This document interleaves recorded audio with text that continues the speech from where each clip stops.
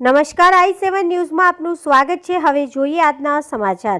ભિલોડાના મઉ ગામે કુળદેવતા જુજારા બાવજી ઉપર હેલિકોપ્ટર દ્વારા પુષ્પવર્ષા કરાઈ।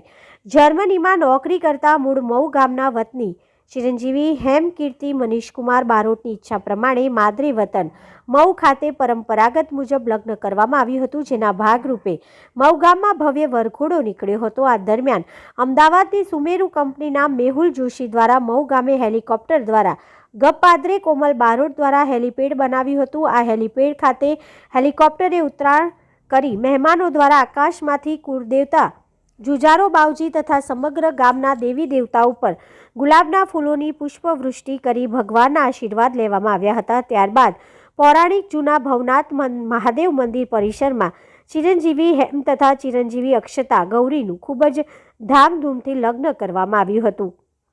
આ પ્રસંગે બારોટ આમલીવાડા પરિવાર તથા ઉપસ્થિત મહેમાનોએ નવદંપતીને આશીર્વાદ આપ્યા હતા। આ પ્રસંગે કોમલ બારોટ, સંજયભાઈ બારોટ, પ્રવીણભાઈ બારોટ સહિત બારોટ પરિવારે ભારે જહેમત ઉઠાવી હતી। કૌશિક સોની, બ્યુરો, અરવલ્લી।